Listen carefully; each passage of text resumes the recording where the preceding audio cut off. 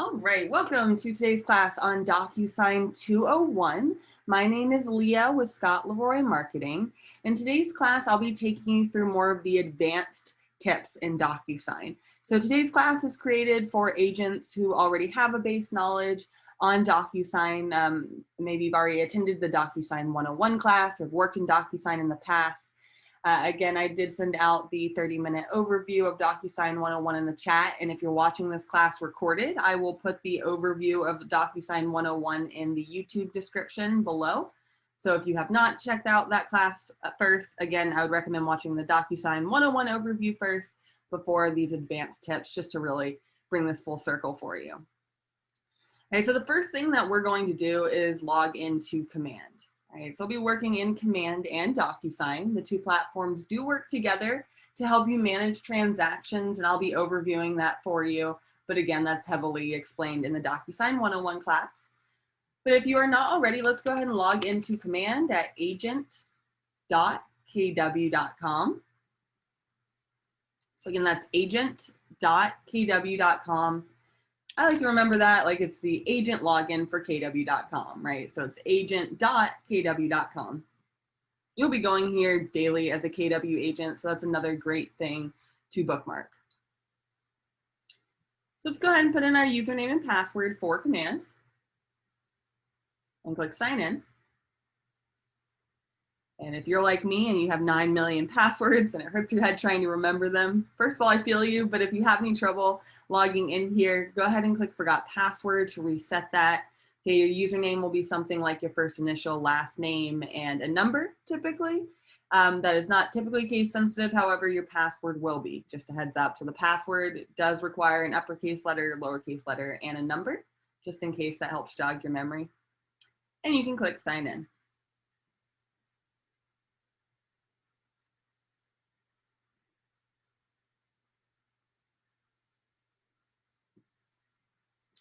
All right, just a quick bit of housekeeping. I do need to make sure that your Docusign account is linked to Command.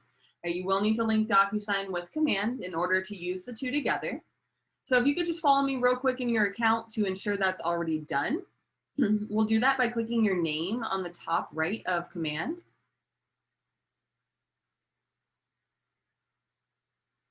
And then settings from that dropdown. So again, we are clicking your name on the top right of Command. And then settings from that dropdown. And that'll take you on over to your connected apps. So any apps that you have currently connected to Command. And I like to make sense of this section like by paralleling it to my iPhone or an Android, right? So when you get a new iPhone or a new smartphone, new Android, right, it has a lot of really great features out of the box. However, you can go to your App Store, your Google Play Store, and download further apps to increase the functionality of your smartphone. Same concept here with Command. So in this connected app section, there's a lot that Command can do out of the box. However, you can also link up further apps in order to increase the functionality of Command. So you can kind of scroll down to see the different apps that you have available off default to link up. Of course, we'll be focusing on Docusign. Yours might be in a slightly different spot if it's not already connected. So it will show your connected apps at the top. What you're shooting for is for it to say connected next to Docusign. Okay. If it is not currently connected, you would instead see a button like this one that says Connect Account, which you can go ahead and do so. You can click Connect Account to set up a Docusign account if you have not already, or you can go ahead and link up your KW Docusign account. Just a quick note, if you have a pre-existing Docusign account, like that is not associated with KW, maybe you've been using Docusign in the past years before you even came to KW, unfortunately, that will not be compatible with Command. So previously created Docusign accounts are not compatible with Command. They would have to be it has to be a KW Docusign account, so it has to be created from the Command backend.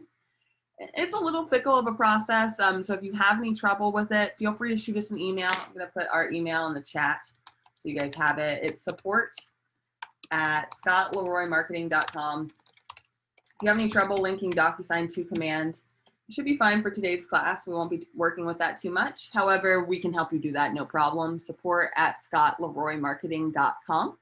That is always the best way to reach out to us. and we get back to you really quickly. Okay, our goal is to respond to your emails between 5 and 10 minutes. So you'll always get a super quick response. Now be a little gentle on that quoted turnaround time. You know, it gets a little crazy during the middle of the day, especially, but during normal business hours, just know that we are working as quickly as possible to respond to your email, to either let you know, hey, this is something we can handle for you, or here's a quick video to set you on the right path. All right, so always feel free to reach out to us, support@scottleroymarketing.com.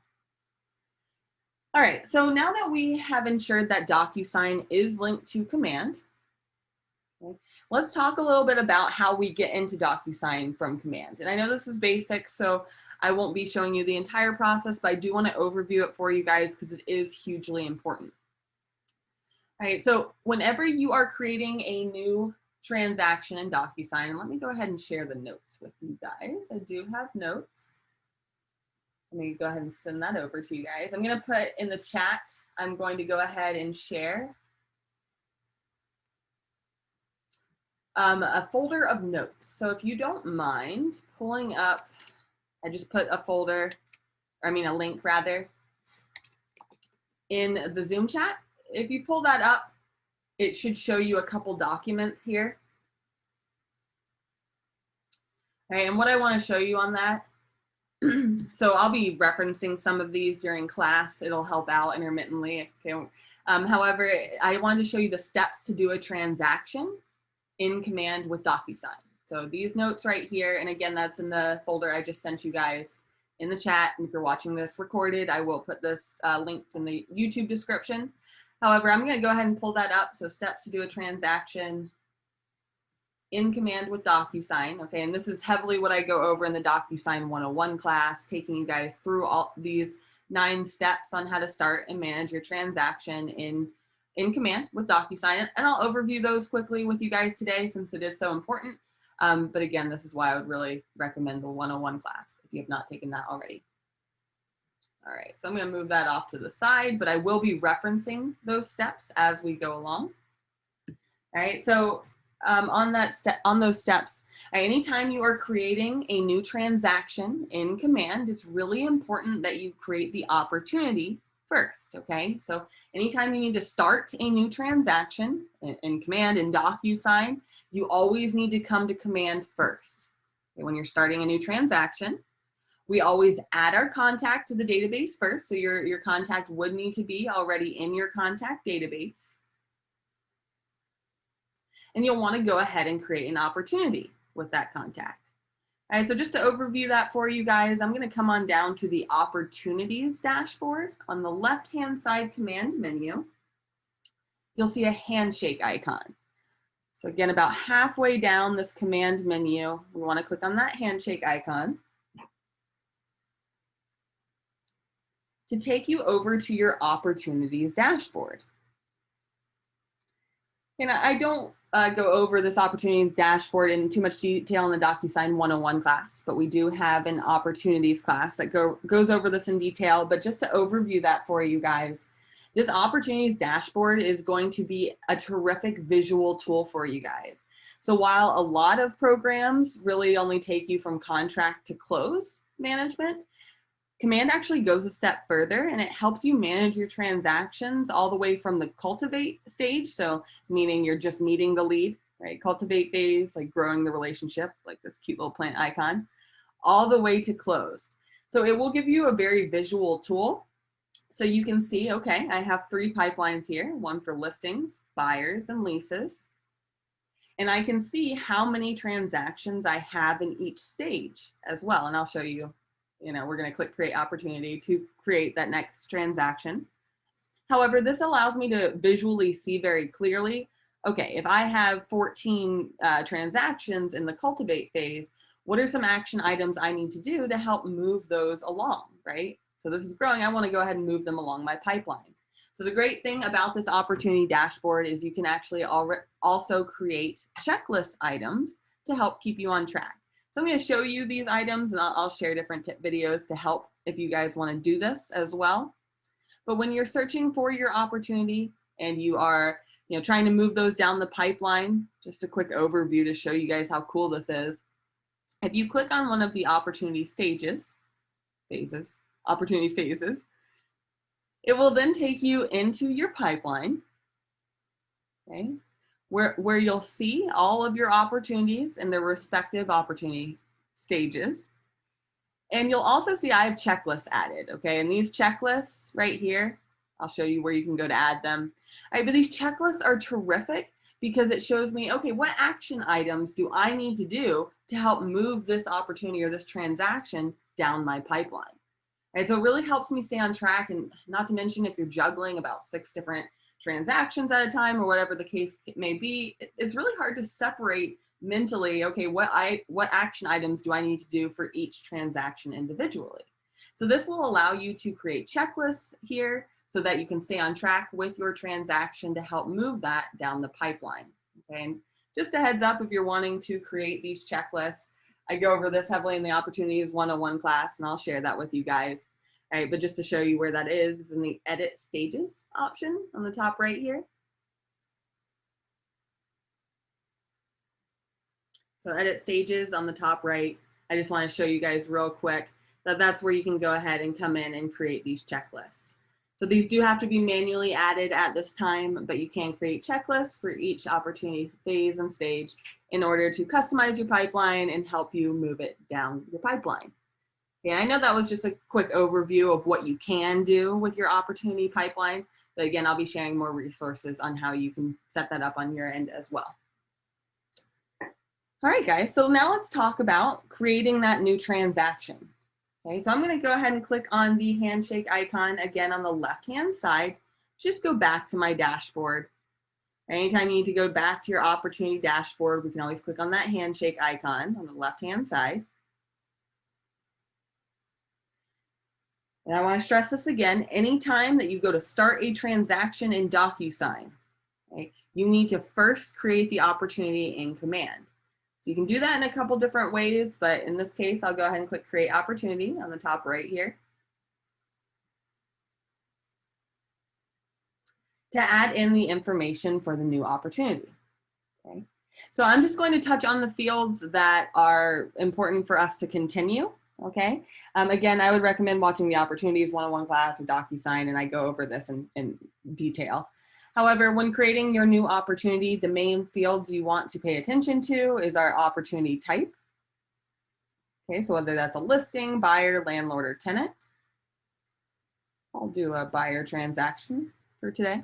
Either one is totally fine to go ahead and select. So you can go ahead and select that buyer option. So that's the first. I'm going to point out 3 main fields that you need to pay attention to when creating the opportunity, and then it will allow you to click Create. Opportunity type, you cannot change this once you do it, so go ahead and make sure you're selecting the correct one if it's a listing, buyer, landlord, or tenant. Second field that's very important, the client field. Okay, your client would need to already be in your command database, as I mentioned. So you can go ahead and type in the client's name. And as long as they're already in your command database, you can go ahead and select their name right away. Same concept with the co-buyer here. So you can go ahead and add in a spouse if you have them in your database already. Last but not least, the final field you have to fill out to continue is the commission rate field near the bottom. All right, and that is just talking about your side of the transaction. So that'll be your 3%. This is absolutely changeable. So if they, God forbid, negotiate you down on your commission, you can always change that to 2.5 or whatever the case may be as it continues. So again, if you're taking notes, the 3 fields that you want to go ahead and pay attention to every time you create an opportunity is opportunity type, your client, and the commission rate. And then you can click Create.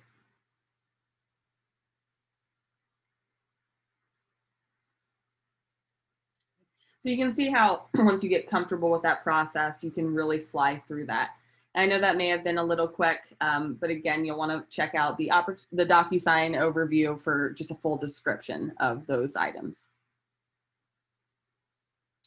All right, guys, so now we're getting into the pressing question of how do we access Docusign from command?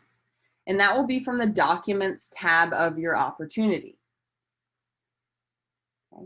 So anytime you go to start a transaction in Docusign, you need to start it from the command opportunity. So in the Documents tab, you'll see the option to start a transaction right here.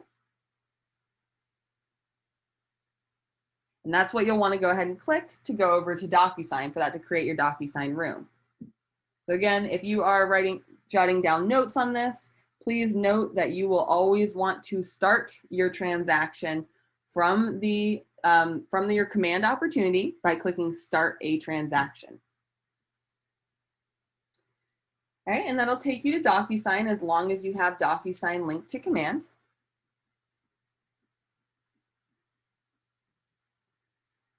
And you will need to know your Docusign login and password. It will prompt you to log in the first time of each day, for security purposes. So this is one of the 9 million passwords you'll need to remember. Just for some recommendations, I know on my iPhone, I realized that my notes have a lock feature that is unlocked by my Face ID. So that's where I keep mine personally, but there are also apps that you can use to store your passwords or whatever you have going. But Docusign password is one that you'll need to store.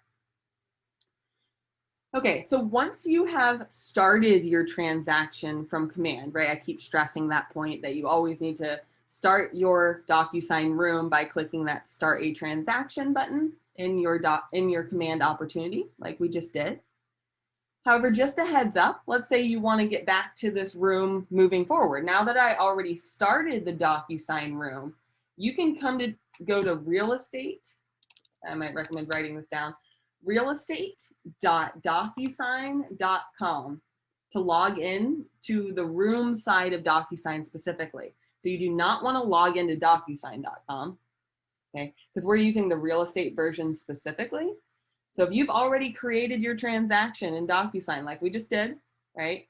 You can then moving forward, go to realestate.docusign.com to instantly access your Docusign room. So just in case that helps expedite it, that's how you can log in to Docusign directly. But again, just keep in mind that you always need to start your transaction from the command opportunity.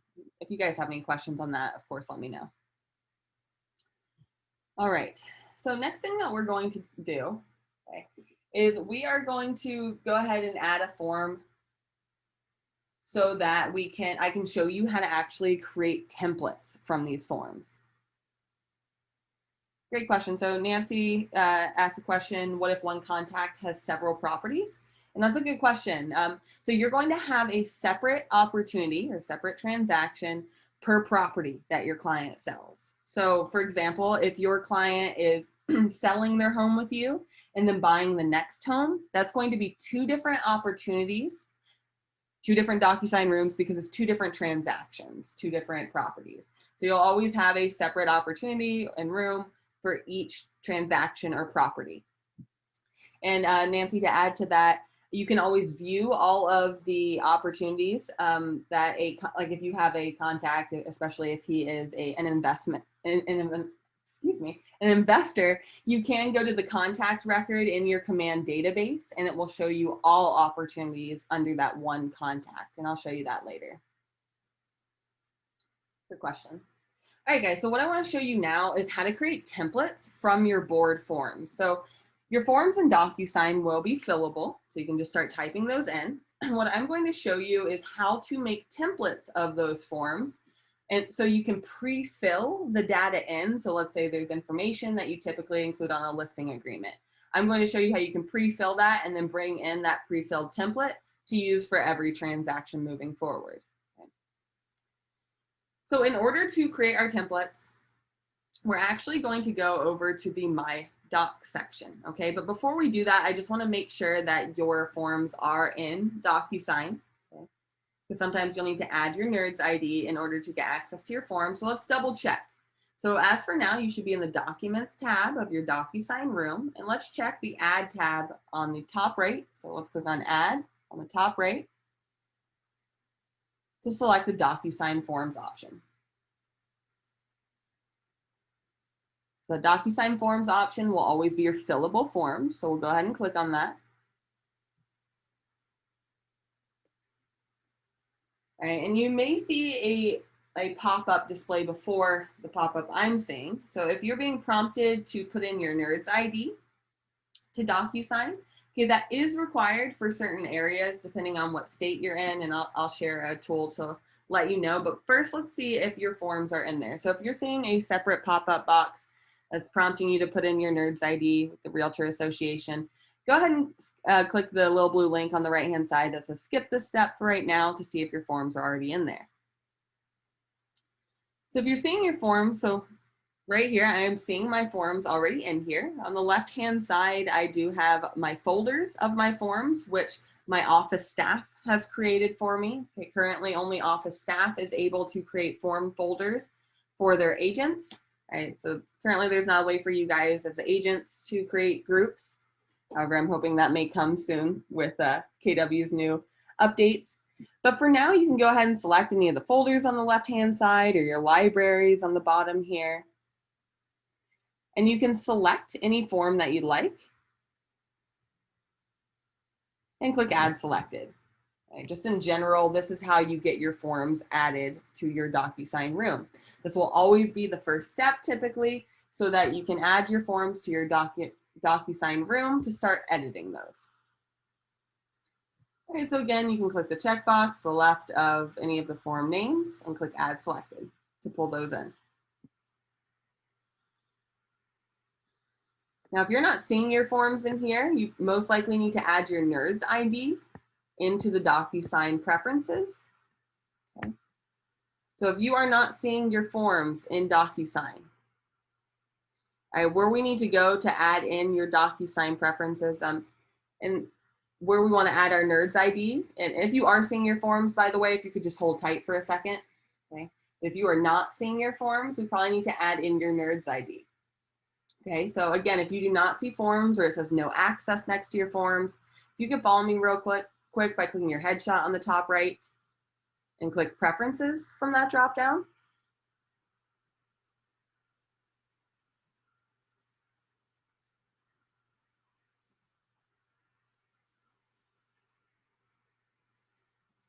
So again, if you are not seeing your forms or it says no access next to your forms, click your headshot on the top right to come down to preferences.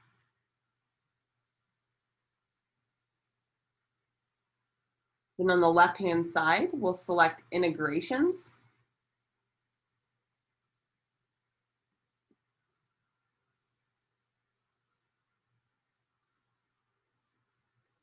And last but not least, we'll add our provider.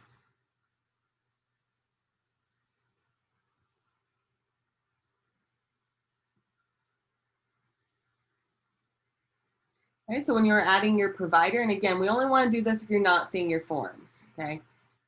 So you'll want to click on the Realtor Association. We're linking our NERDS ID. A little fast. So the first option here for the Realtor logo is what you'll want to select. This Northwest option is for Washington State, from what I've seen. So for everyone else, go ahead and click the Realtor logo there, and you can go ahead and put in your NERDS ID to go ahead and link up your forms right away. Okay. It'll prompt you to just put in your NERDS ID and select your association from that list. If you have any issues with that, feel free to let me know. Real quick to mention though, California agents, you guys are provided your forms through zip form, through CAR, through your car.org. So you will want to link up zip forms right here if you are a California agent in order to use that with DocuSign. And I know other states do use zip form as well. So if you do use zip forms, you can do that as well. But California agents, you have to do that step in order to access your forms. All right, guys, let me know if you have any questions, but I'm going to go back to my DocuSign room so I can now show you guys how to create templates, okay? All right, so what I'm showing you.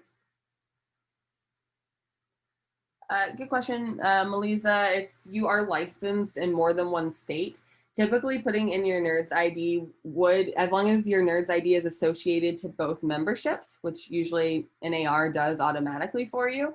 If you link up, like Pennsylvania, definitely you would link with your NERDS ID. So if you select the Pennsylvania Association from that list and put in your NERDS ID, it should include both your Pennsylvania and New Jersey forms. You should see both associations listed.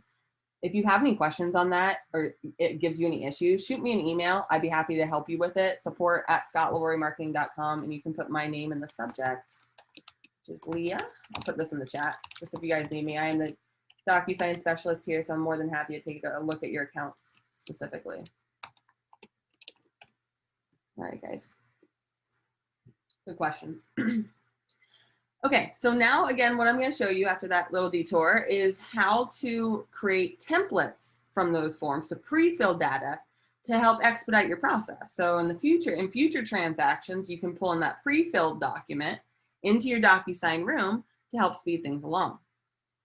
So first thing we're going to do, I'm actually going to take you into the My Docs section. So on the very top toolbar, we're going to go set up those templates by clicking My Docs on the top.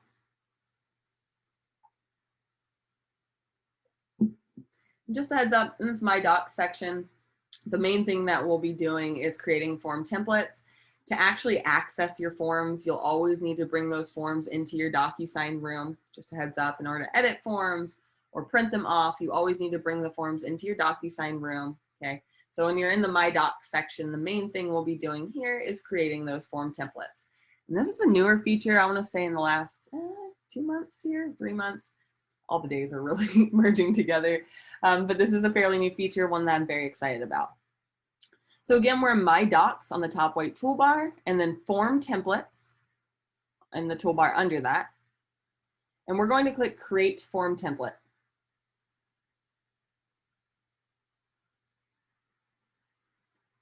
Create Form Template on the right-hand side. And we're trying at this point to grab a form to create a template. So for example, like a listing agreement, if items on there are typically the same for every listing agreement, you can pull that in, type that up, and so you can pull in that auto-filled document. Now, if you want to pull in, most of the documents that you use, for transactions, feel free. We're going to do a listing agreement or buyer agency. For today, you can pick any form you'd like to practice on. But under the very top drop down, you have two options, one DocuSign form group and the other a library here. So depending on what you select in the top drop down will change what you see in the second drop down. So, and of course, the navigation of your forms, it takes a little bit to get the hang of, right? So feel free to play around with that. Whatever's easiest for you to find your forms. I like to search by my groups. So I'm doing DocuSign form group to select the group that, again, my office has set up for me. So I can go ahead and pull in the form I would like to create a template from.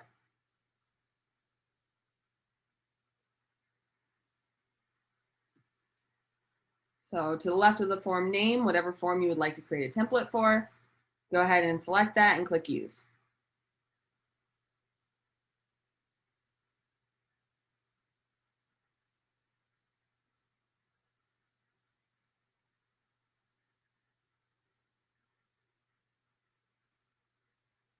And I'll slowly but surely go ahead and pull up the editable version of the document. And of course, yours will look different than mine. I have North Carolina forms, so the concept will be the exact same. So at this point, what you want to do is go through the form and fill this in as you would as most transactions. So anything you enter in right now is absolutely changeable when you pull it into a specific DocuSign room. So, if you usually select, let's say, this radio dot, or you usually type in NA in a certain field, right? I would go ahead and put in that information that you typically use for a listing agreement or whatever form you're working on. And again, keep in mind that that's completely editable when you pull it into your DocuSign room, so you can change it for that specific transaction. But the goal here is to save you time by putting in information that you most of the time have entered in there. So we would go through and fill in the form as needed, and you can go through and type in things like NA in the fields that you typically type that. If you typically select certain checkboxes or radio dots, you can go ahead and add that in. But the idea here is that we are putting in the information that would be used for most transactions. Now, something good to know is that you can create multiple templates of the same form. So let's say I wanted to create a listing agreement for finance deals and then a separate template for cash deals. I could absolutely do that. So you can create multiple templates of the same form so that you have, multiple ready depending on what the situation of that property is. All right, guys. So again, in practice, we would go through, fill out the form, however we need it to most of the time look, and we can edit the form name.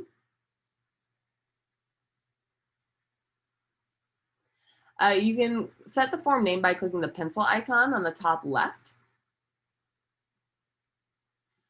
which helps if you want to name this listing agreement for, cash deals or finance.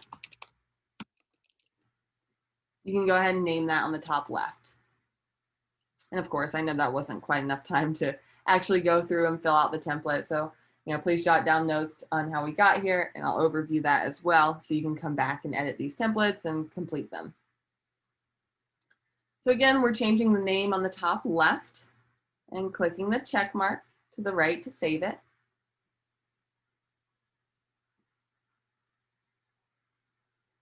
So that saved the form name, and now we can click Save and Close.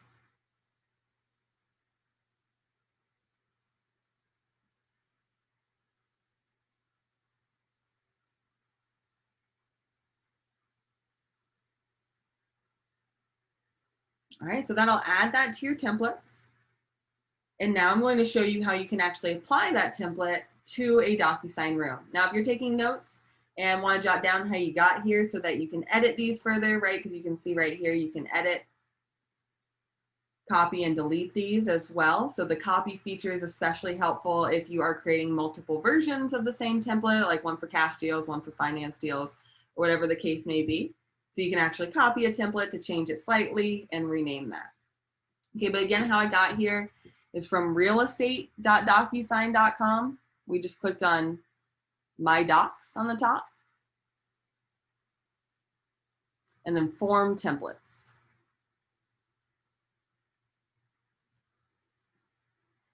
Okay, so now let me show you guys how to actually apply these templates and use them in a transaction. So I'm going to go back over to a Docusign room. Okay, you can do so with me if you'd like, and you can navigate over to your room from the Rooms option here on the top toolbar or the dashboard. I'll simply click on the room to open that.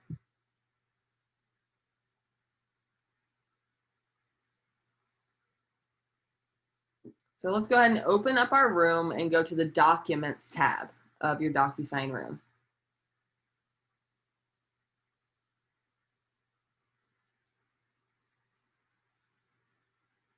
Now to apply a template, okay, to a form that you already have in your Docusign room, all right, so if the form is already in your Docusign room, you can just watch on my screen if you would like.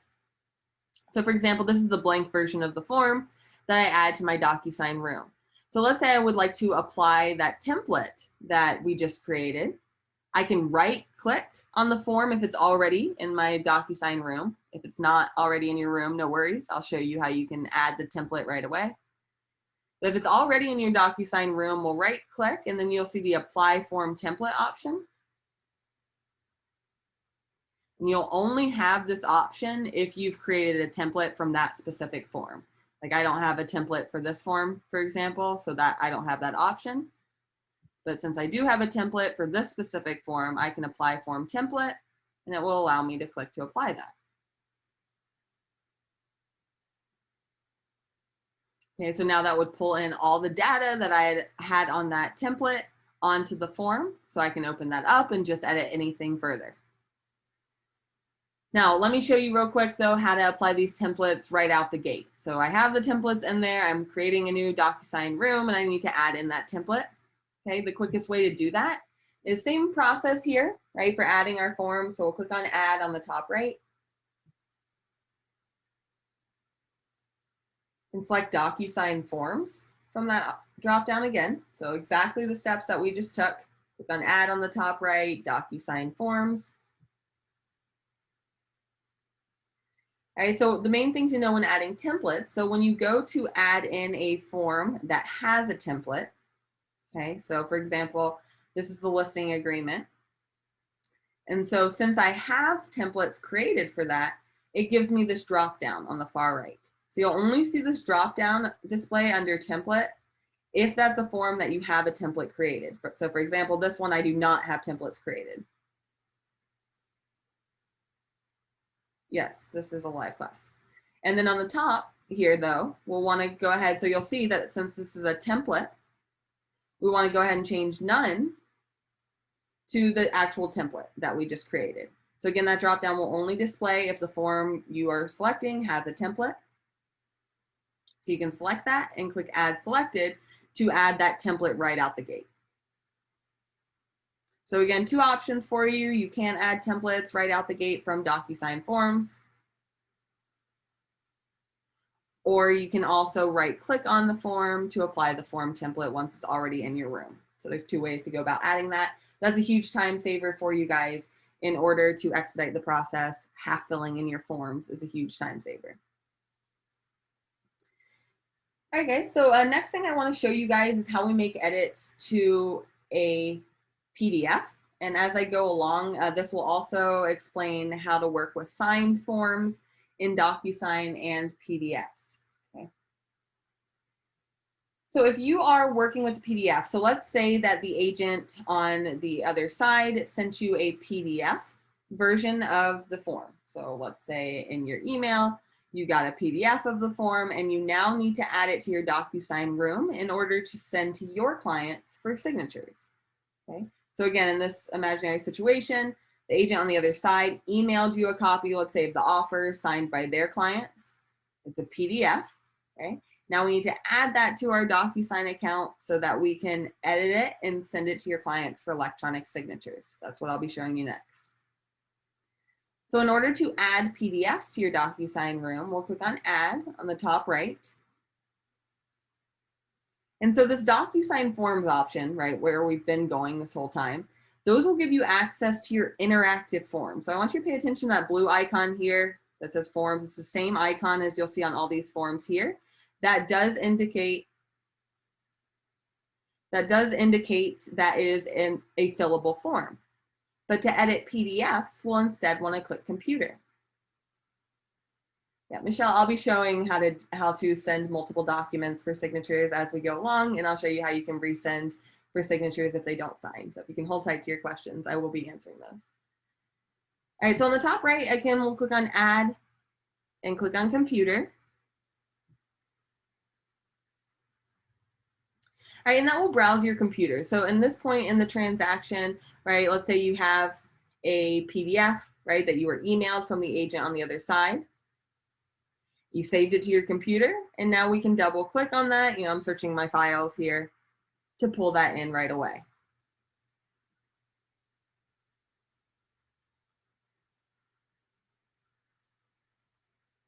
Okay, and you'll see right off the gate here the difference in the icons, right? This is a PDF, meaning if I open it, it won't be editable, right? Right, not yet at least. All right, however, you'll see the blue icons here, those indicate they're interactive forms, and that's just really a fancy way to say that they're automatically fillable. So if I open any of these icons with the blue icons here, I'll automatically be able to type in my forms. However, for PDFs, you'll notice when you open that, you are not able to edit that. So if you have a PDF on your computer that you would like to practice with, feel free to go ahead and click Add and from your computer to pull in that PDF. It's really handy to learn how to edit PDFs in Docusign. This will come in a lot of handy for you guys in editing signed forms or even PDFs like this situation. All right. So what we're going to do is now we're going to pull that form into an envelope. So in order to edit PDFs, we need to pull that form into an envelope. Okay? And you can do that in a couple different ways. I'll show you this by, if you click on the, if you hover your mouse over the form, you'll then see a dot appear on the top left that you can click on to select. And when you select that dot, it will then make this toolbar appear.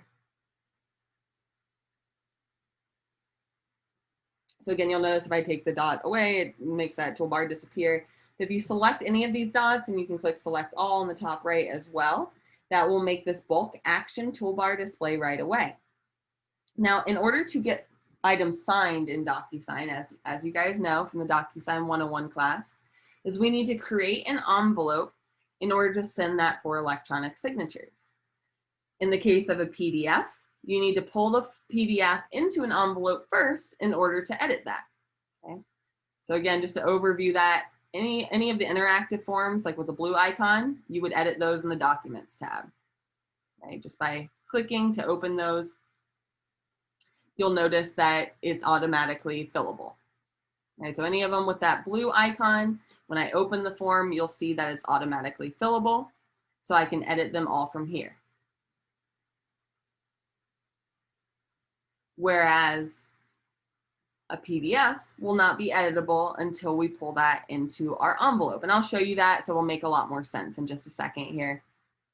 Okay, so I'm hovering over the form, selecting that dot, and then I'm clicking the Create Envelope option. So that's the pen icon in the middle of this toolbar.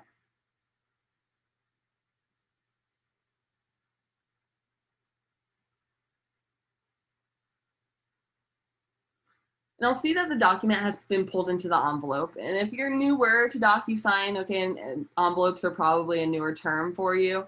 Yeah, I like to make sense of it as in snail mail, right? In snail mail, if you're trying to send a form, what would be the first thing that you would do is grab an envelope, right? So we grab the envelope and we put the form in it. You can send multiple forms at a time to be signed, just a heads up.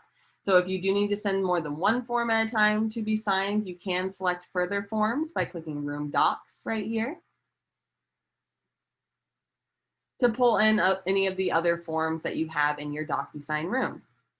So you're absolutely able to send one or multiple forms with this same process here. So now, next step for snail mail is we'll click on Add Recipients to the envelope, right? That's what we would do next, is write the recipients. So to do that, we'll click on Add Recipient and click Room Participants. So really the main thing to know is whenever you're clicking Add Recipients, always select the top option. So Room Participants.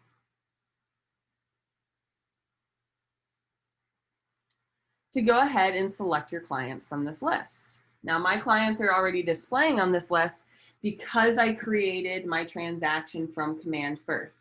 So by creating the opportunity in Command First to then start a transaction in DocuSign, another reason that's so beneficial is that it will autofill all your clients' information, all the property information over to DocuSign, as you're seeing here. So my clients are already displaying because I created that opportunity in Command and then click Start a Transaction in order to create the DocuSign room. So again, we're selecting the clients that need to sign, and we'll click Add Selected. Okay, and we're only adding people that need to sign at this point. And so if this is not a form that you need to sign as the agent, for example, you would not add yourself as a recipient, just a heads up. Now I'm going to show you guys another tip while we're in here on how to notify. So if you have like an admin or a transaction coordinator that you want to be notified once the clients have signed the form, you can set that up right from here, right from the envelope. So if you want your mortgage provider to be notified, for example, and receive a copy of the fully signed offer once everyone's done signing it, let me show you how you can go about setting that up. So you can click Add Recipient to add by email address as well. Okay, so if clicking Add by email address, this is how you'll want to go ahead and add in if you have like a transaction coordinator that you want to be notified after everyone has signed this. So let's say I'm adding in either my transaction coordinator or my mortgage provider, whatever the case may be.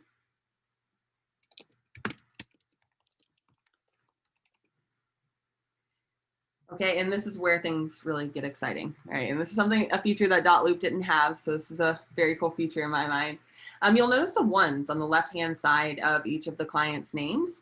That's indicating the sending order.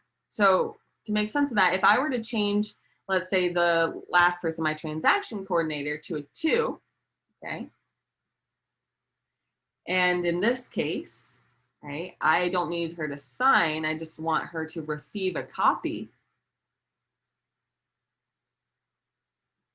What will happen here is so when I click to send this, it will go to everyone marked as a 1 first at the same exact time.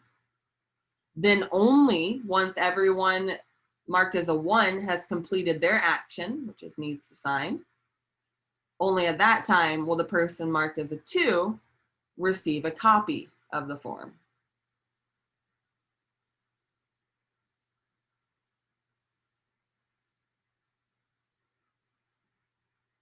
All right, so just to clarify, since I usually get the question, and I know I was wondering this for a while, what's the difference between needs to view and receives a copy?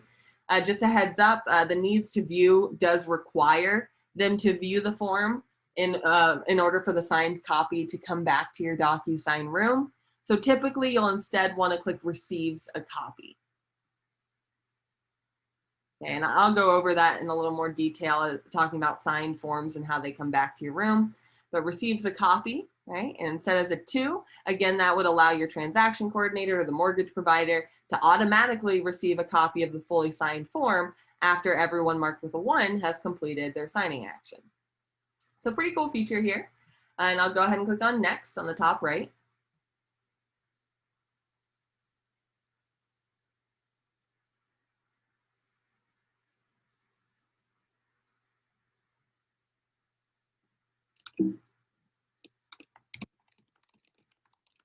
That will take you on over to the envelope. So now we're officially in the envelope here. And things to note on here is, so this is where we can actually go about editing a PDF. Now, again, the nature of a PDF means it's not editable.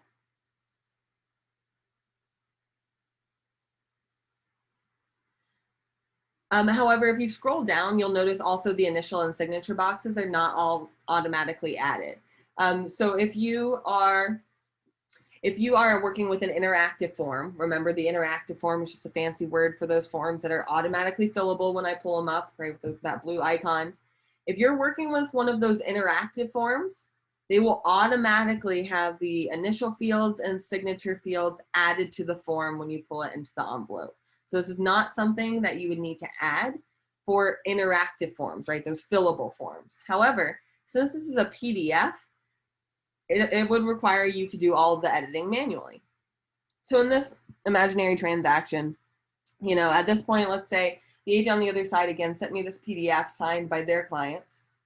And now I need to go ahead and add initial fields and signature fields so that I can send that electronically to my clients to go ahead and sign. Okay. So in order to do that, I will come on down to one of the initial fields here. And on the left-hand side, you'll see a bunch of different fields that you can go ahead and add in. Okay, but I want to draw your attention to the very top left to where it does have the client's names that you can switch back and forth between.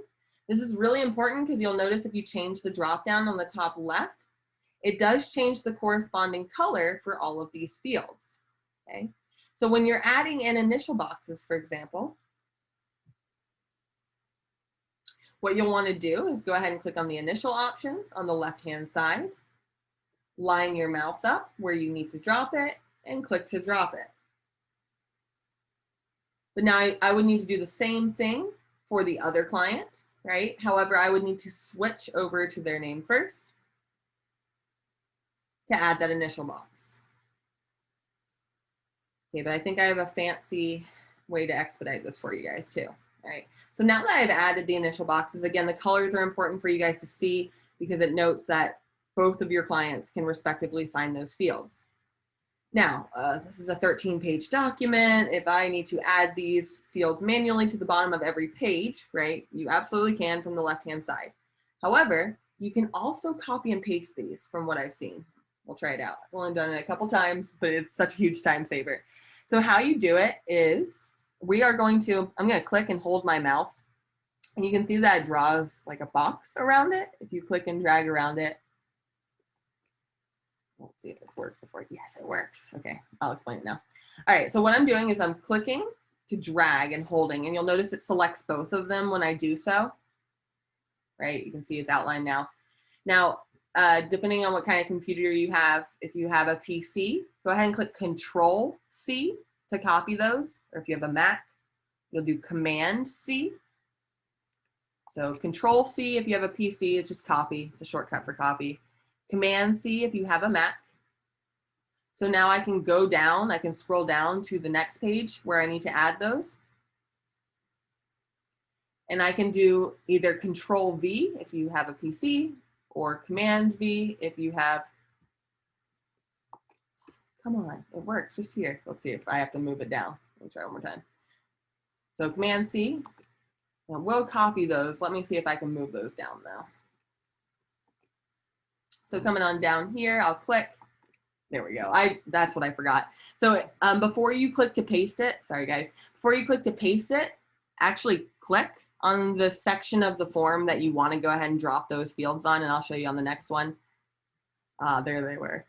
So you want to click on this section first, like on the general area you want to drop it, and then you can go ahead and do either Control-V if you're on a PC or Command-V on a Mac. Okay, and it will go ahead and paste that. You can see I can move them around like this, or if you accidentally, mess up like I've been doing, no worries, you can easily delete these fields by clicking on the delete option on the right-hand side. Now this tool can really come into handy, this copying and pasting, especially if you're adding multiple text boxes to a PDF or whatever the case may be. Again, all we did to do this was highlight, Control or Command-C, scroll down to where you need to put it, kind of click on the form so they, Docusign knows where to put it, and then Command-V or Control-V to go ahead and paste that in. And Rick asked a great question. Does the signing party see the executed signature of the other party? That's a great question. I will have to double check that to test it. I want to say no. So Rick, if you can shoot me an email after class, I'll test it and double check to see like if they're both signing, if two people are signing the form and one person signs first, if the second person can see the signature field. Sorry, I truly forgot. I'm gonna have to confirm for you. If you don't mind shooting me an email, I'll put that in the chat.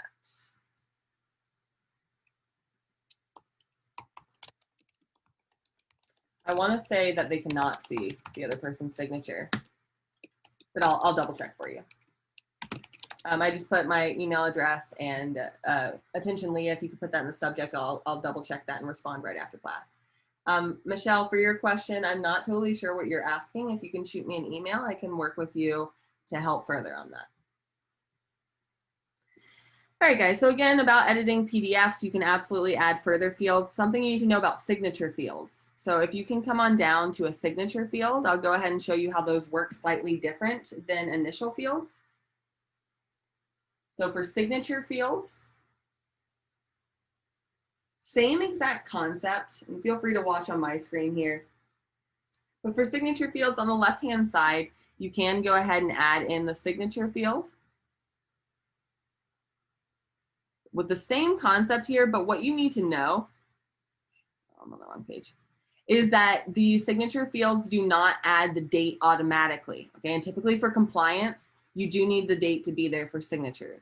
So anytime you're adding a signature field, like I'm doing here automatically, right, or manually rather, right? I'm adding the signature field just by clicking signature and dropping that. Okay, I do need to add the date field as well. Now the date field will autofill when your client signs, but you as the agent just need to add that date signed. Again, if this is just if you're editing a PDF. So same concept here, I need to switch to the other agent or the other client rather, and I can do so from the drop down on the top left. I can switch to the other agent, other client. And I again notice that all of these fields turn that indicated color corresponding to my client. So I can go ahead and click the signature option to add that for my other client. But again, I do need to add the date signed field separately. All right, so that is how you can go through and add in the initial boxes and signature fields on a PDF. And again, this best practice would be if the agent on the other side emailed you the offer to purchase or whatever the case may be, signed by their clients, and you now need to get that PDF signed by your clients. Now, just in the case that you are working with a signed form in Docusign, okay? So the concept with working with signed forms in Docusign is the same as PDFs as far as the technique. So let's go ahead and talk about working with signed forms and how you can go about editing signed forms in Docusign, okay? So for now, on this PDF that we're working on, I'm going to click on send on the top right to go ahead and send that off. But if you would like to, you can just save and close that right now so you have that practice. So under actions, you'll see save and close. Or you can click send if that's ready to go ahead and send.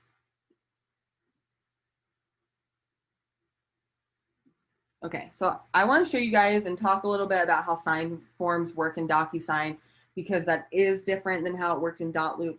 And then the last thing I'll be showing you in class is how we can move over your emails into Docusign. So if you have any attachments in your email that you need to be in Docusign, or if you need to log an entire email conversation, you can actually forward that into Docusign as a PDF to store as well. So the last two things in class, if you guys can stick around for 10 more minutes, I'll be going over how to handle signed forms in Docusign, and then getting forms and emails over from your email into Docusign to store that as well.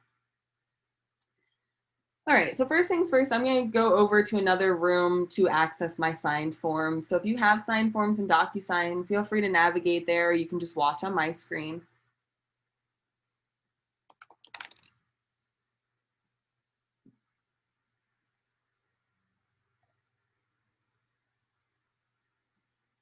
All right, so I have a room that I work with, testing things out here. So I just went over to that Docusign room, and again, you can just watch on my screen. So I can talk to you about how signed forms work, because this is different than .loop. It's easy to get the hang of once you know. However, I want to explain that to you guys. So I've been talking a lot about the differences in these icons, right? The form icon, that blue form icon, indicates the interactive form. I can just click to start typing, right? The PDF icon means it's not editable until I bring it into that envelope, right? Which we did just a second ago by clicking the check mark and clicking this create envelope option. And now you'll see we have a third and final icon in Docusign, and that is this signed icon. So whenever the form comes back signed, okay, this is really important to know. So whenever the form comes back signed to your Docusign room, it will come back as a totally separate version of the form. So for example, right here, this is the same form. This is the original form I brought in, right? This is the interactive form that I edited, right? I can tell that by the icon. Once I sent that out for signatures, right, and my client signed it, it comes back as a totally separate form, this one right here, totally separate form, and it comes back as a PDF, okay, to preserve the signatures. I'll show you what that looks like. So whenever a signed form comes back to you, to your Docusign room, it will be a totally separate form, and it will be a PDF to preserve the signatures. So if you worked with .loop in the past, this is slightly different. And in .loop, you might have seen that error message that if you tried to change something on a signed form, it would erase all the signatures. That was always a very alarming thing to see. This does not have that risk, okay? You cannot erase the signatures on your client's forms, which is beautiful. However, so these are preserved, and it is a PDF. So if you need to make an edit to those signed forms, okay, it would be the same process as editing a PDF. Now, before I go into this, I just want to let you guys know that, compliance-wise in your area, please check with your broker. I know I've heard mentions of California agents saying they're not allowed to edit signed forms. They must use amendments instead. So check in with your broker on best practices for what they want you to use. However, in North Carolina, we can edit our signed forms. We just need to have any changes signed by all parties for that to be executed again. So that's what I'm going to show you guys real quick, okay? However, to talk about one final thing before I show you guys that, in case you have a question. So especially for buyer opportunities. I get this question a lot. So let's say you have an offer in your DocuSign room and they make an offer on a specific property. Well, now you want to add a second offer to your DocuSign room in order to send off for another property. Okay, so you might notice whenever you go to add forms in DocuSign, it will not let you add a second version of the form. So for example, if I already have the form added to my DocuSign room, it will not let me add it a second time. The reason it's like that, okay, is it always wants you to edit the existing form, the original copy of the form. So if you're getting an error that said that you can't pull in that copy of the form because it's already in your room, just a heads up, what it wants you to do is edit the original copy of the form. And that will always have that blue forms icon, so you can send that off for signatures as well. And if you guys run into that or confused at all with that, please shoot me an email. I'd be more than happy to help you through that. I know that was a road bump for me for a while, so I can help you with that. All right, so let's say that we have that signed form. It came back, right, as a totally separate copy. Now let's talk about how to make edits to it. Same exact concept as we just went through, right? We click the check dot on the top left to go ahead and pull that into an envelope. So to edit PDFs or signed forms, which are PDFs, we would always pull that into an envelope first to edit it. Okay. So in order to edit signed forms and PDFs, we have to pull it into an envelope first to edit that. So I'll do that by clicking the check dot on the top left and click Create Envelope on this top toolbar.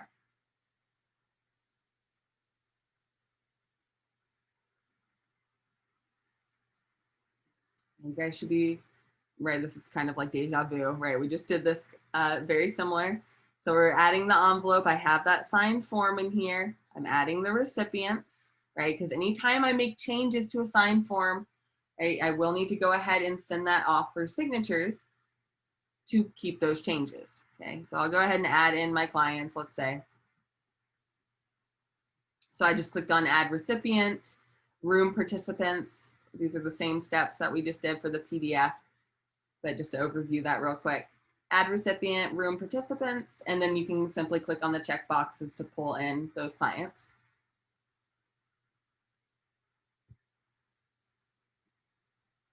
And we'll click on next on the top right.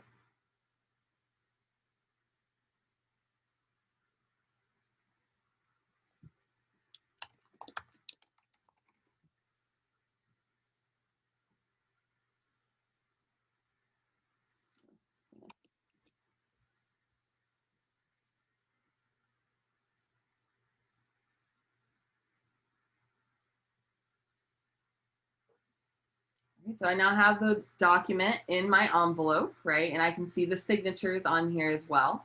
But let's say I need to make changes now. So let's say, it's fully signed, but let's say the settlement date is changing, or, you wrote in their name slightly incorrectly. It needs to be, their legal name instead of what they go by.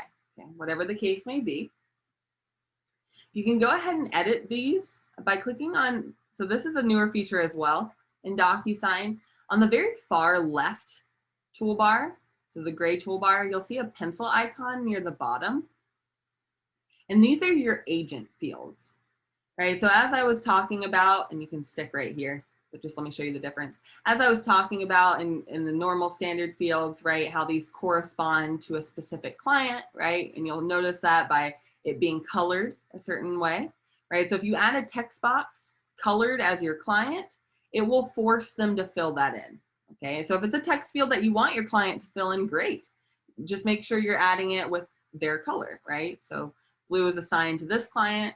All the fields are blue. So if it's a text box I want my client to fill out, great. I can add that in. It'll force them to fill it in.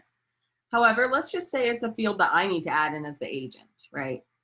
So those, if any agent filled fields, will be under the pencil icon on the far left.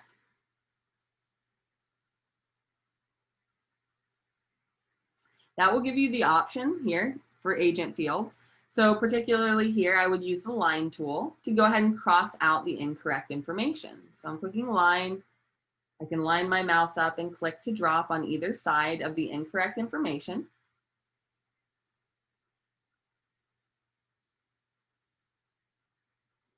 And now I can add a text box to go ahead and put in the correct information.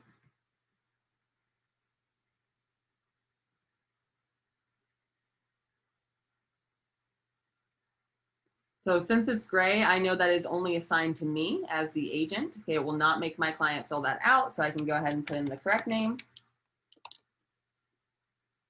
Yeah, sure, Elena, good question. I'll show you that. So again, if it's fields that you need to fill out as the agent, again, that's the pencil icon on the left-hand side. And that's where I was able to get the strike through tool and the text box if it's a text field you need to fill in that you do not want your clients to fill in, okay?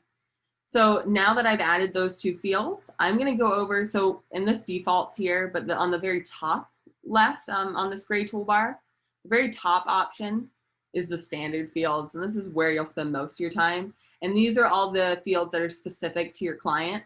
So depending on, again, which color dot or which client you have selected on the dropdown on the very top left, it again will change, the color of the field so that you can again grab the text box for your client to specifically fill that out. If it's like personal property that's conveying, and you want them to fill that out, or residential property disclosure, adding a text field assigned to them would be great. It would require them to fill that out when they're signing it. Now, in this case, all I need my client to do is sign or initial for the changes I'm making to the signed form. Now, typically, you need all parties to sign. Again, these are compliance things in my area, so please check with your broker for anything additional working with signed forms. All right. However, typically, if you make any changes to a signed form, I do need to get that initialed by my clients for that change to stand. So I'll click on the initial option on the left-hand side to go ahead and add that for one client, wherever you think is best for this. And then I would need to change the drop-down on the top left to the other client to go ahead and get their respective initial box.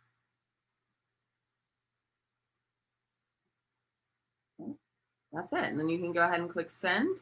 But just a heads up, something to know, once you click send, so any edits made on this screen specifically, so these are typically items I would edit on a PDF or a signed form, but these items, so once I click send on the top right, these will not show up on the form in my DocuSign room in the documents tab until those parties have signed. And I'm going to say that again. Okay. So any fields that I just added in the envelope, right? I added in those initial fields and I added in a strike through and a new text box. If I come back to my DocuSign room and try and open the initial form that I was working on, I will not see those changes until all parties have signed. Now that brings me to a really important part about signed forms in general, okay? Whenever you send forms out for signature from your DocuSign room, in general, right? You'll get notifications as the agent, you'll be notified each time a client signs. So if you have two clients who are signing, you'll receive an email notification that client A has signed, and attached will actually be a copy of that form signed by one client.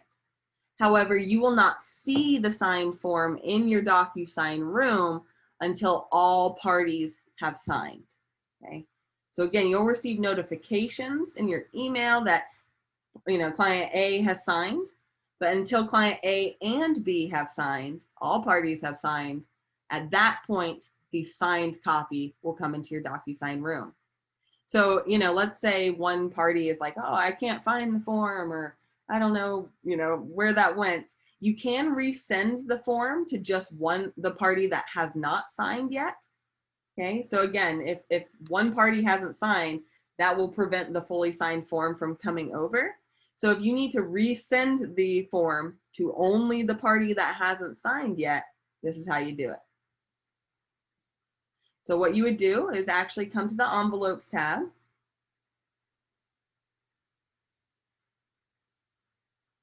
So the envelopes tab here, I know we haven't played too much in today's class in here.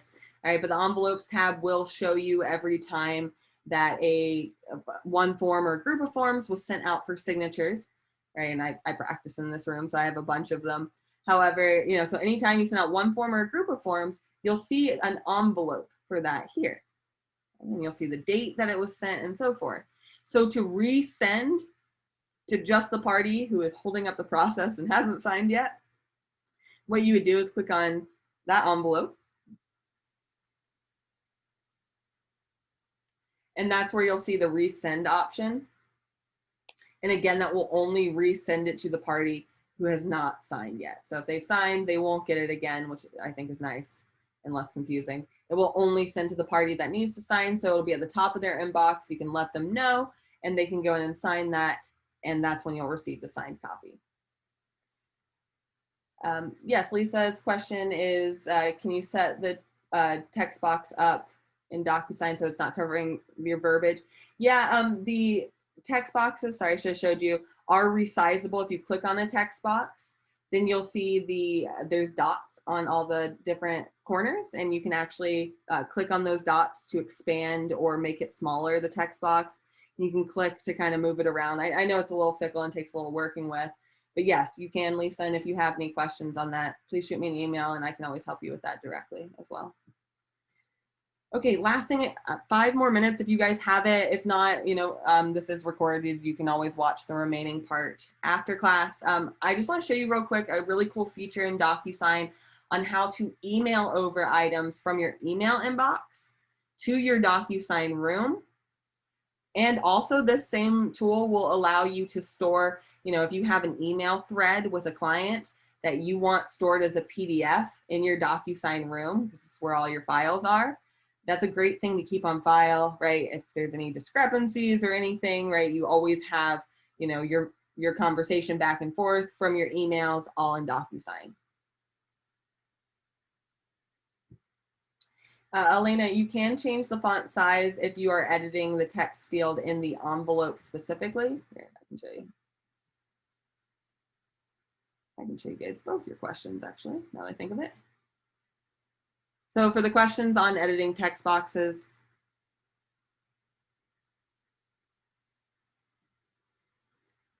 so this is how you would, you know, make it smaller or bigger. However, as far as the text, there we go. So for the text, so on the right-hand side, as long as you're clicking on the text box or whichever field you're trying to edit, so once you click on that, it'll bring up the editing options on the right-hand side. So if you're trying to edit the font, for example, especially if that's too big or whatever, you can go ahead and, you know, change the font size and the size of the box here. Hopefully that helped. All right, guys. So again, last thing I'm going to show you guys is I'm going to show you from my email account how you can email items into Docusign and also store like email conversations as PDFs in your Docusign room. Okay, so if this is something you would like to learn, if you'll first follow me to find what your Docusign email address is by clicking your headshot in a circle on the top right.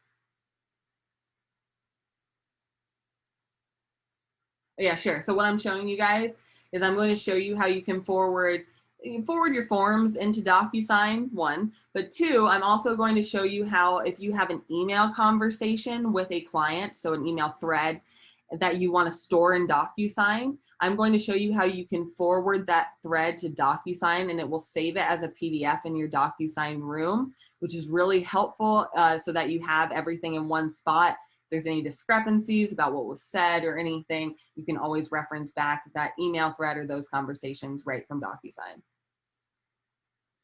Okay, guys, so first let's find what your Docusign email address is, which will allow you to email directly into Docusign. And this will be the last thing that we do today. So if you can stick around, I think you'll like this.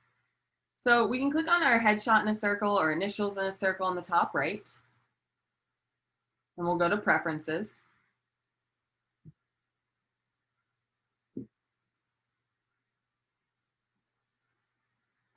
So again, your headshot or initials in a circle on the top right. And then Preferences from that drop down. Let's click on Inbox Details on the left-hand side.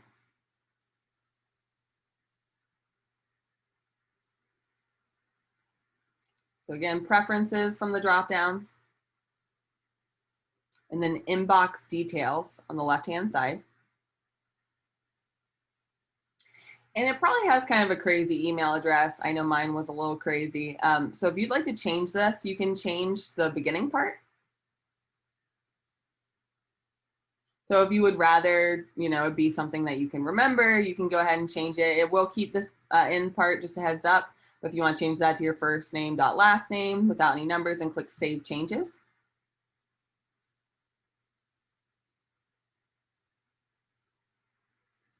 All right, if you email a form to this email address, okay, and we're gonna pop over, make sure if you changed it, click Save Changes.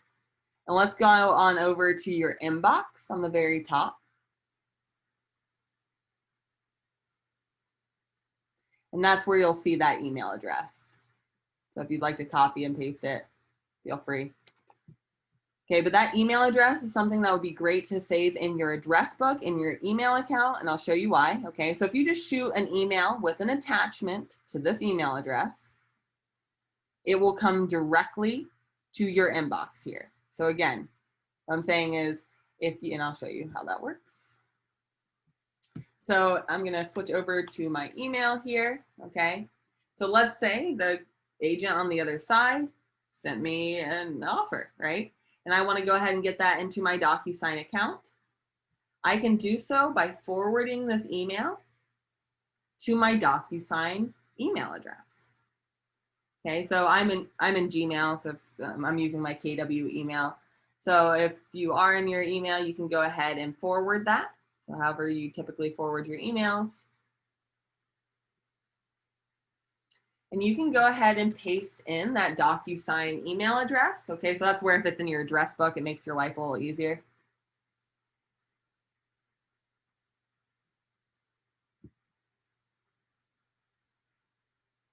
And if I click on send,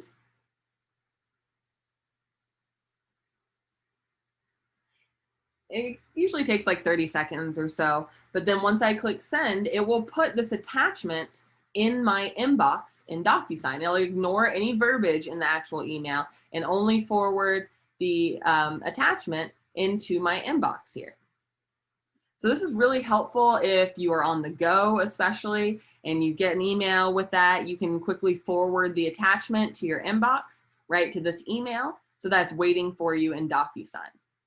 Okay, and mine hasn't popped up quite yet. Again, it takes a little time and you do need to probably refresh your page, okay, to see that.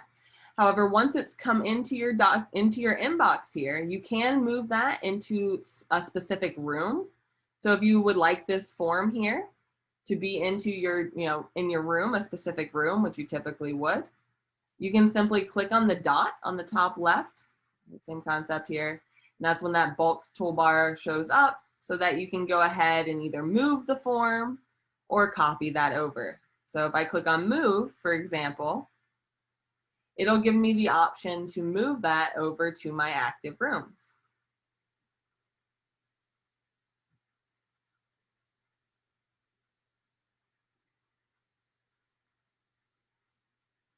Okay. So again, if you email straight to your inbox, it will then give you the ability to move that to your Docusign room. However, I'm now going to show you how you can email directly into a Docusign room.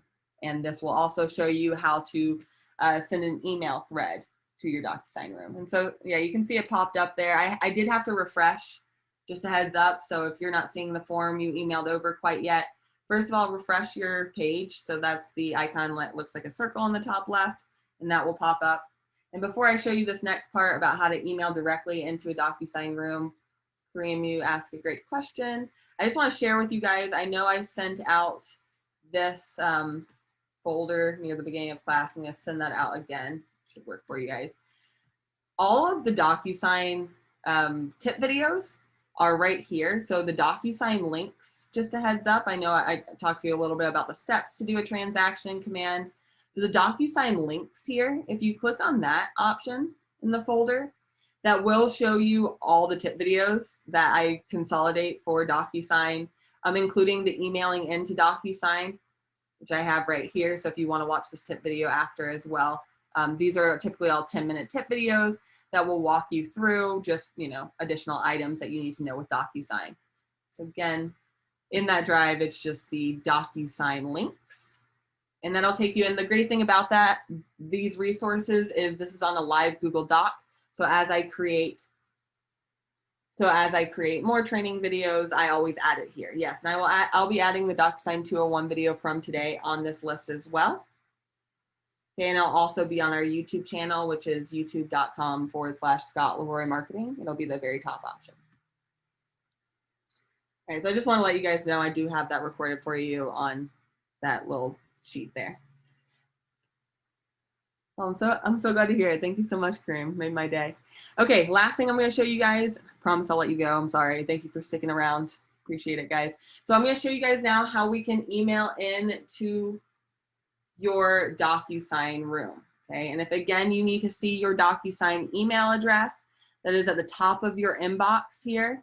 Here's your Docusign email. So this would be a great thing to save to your address book, because you know it is kind of crazy. Even if you change the beginning, it ends in @mail.docusign.net. I have too many things to remember as it is, so adding that to your address book will definitely help you out there. All right, guys. So now that we've gone over emailing into our inbox, let's go over to a Docusign room to practice, or of course you can just watch on my screen as well, and that's totally fine. I'll be showing you how to do this and you can take notes on it to try this later. All right, so next thing that we're going to do is email directly into a Docusign room, and really the only difference is we need to add this ID number of the room as the subject. So this is very cool. So you can email directly into a Docusign room. So that form, let's say the PDF's in my email, right? I need to go ahead and email the form. So what I need to do is copy this ID. So I'm copying it with ID, the entire thing. So highlight and copy. You'll see if you hover over that, it'll actually tell you this little tip too. Okay, so what I'm going to do now is I'm going back to my Docusign room. Yeah, exactly. Yeah, right there. So I'm going back to my email now, just so I can show you guys this part. So if, again, we need to get this PDF directly into my Docusign room, I need to forward it. Okay, so same process here. So I'm forwarding it to that Docusign email. Okay, but there's one extra step. If you want it to go directly to your room as opposed to that inbox, you need to add a different subject line. Okay, and this differs depending on what email you're in, but in order to edit the subject in Gmail, you know, if it's a forwarded email, I would click on edit subject from this drop down right here, just a heads up. So if you're composing a new email, you can just add this as a subject, or if you need to edit the subject, again, I'm clicking the drop down to the left of the to field to click edit subject. This is for Gmail specifically. Just to edit this right here, it needs to instead, the subject needs to be that room ID. Okay, so I just pasted that in. So it does need to have the ID and this entire thing, so I would just copy and paste that in.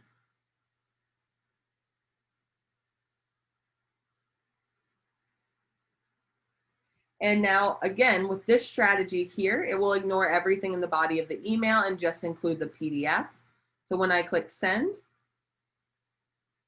and it does take like a minute or so to go ahead and pull that over, but that will come back to my Docusign room and it will pull the PDF in automatically. Now, just a reminder that it will not just pop back up. You do need to refresh your page on the top left in order for that to show. So mine hasn't come over yet, but I'll keep refreshing. So again, just to overview that, in order to make the PDF come directly to your Docusign room, go ahead and click on the ID, or I'm sorry, highlight the ID and the number to copy that. And then you want to put that in the subject line for that to come automatically over to your Docusign room. And it still hasn't, but I'll keep you guys posted on that. As I show you guys the final tip I want to share with you guys, and that will instead now be emailing the entire thread. So if you want the entire thread to be on file in your Docusign room, this will be the final tip for you guys. Okay, and same concept here. We just need to add one small thing. So I think you'll like this. So let's say this is a thread, right? And I want this entire thread because my client and I have been talking back and forth about, or even like the agent on the other side. Let's say I've been talking back and forth about whatever it may be in the email thread, and I want to go ahead and keep all, you know, email threads that have to do with this transaction in one folder in Docusign. Okay, so this is what we do. So same concept that we keep doing here is we need to forward this.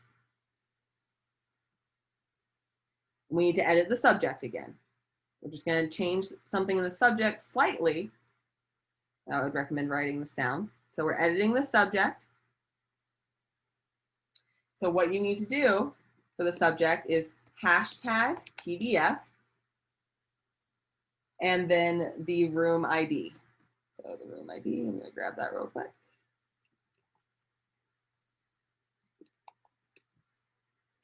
And hashtag the room ID.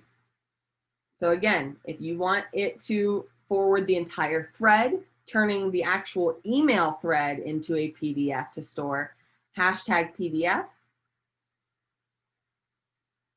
and then hashtag the room ID. Always we're putting in the same recipient as us, and click send. Cool, great to know. Thanks, Chuck. So lowercase PDF works fine. It's not case sensitive. And click send.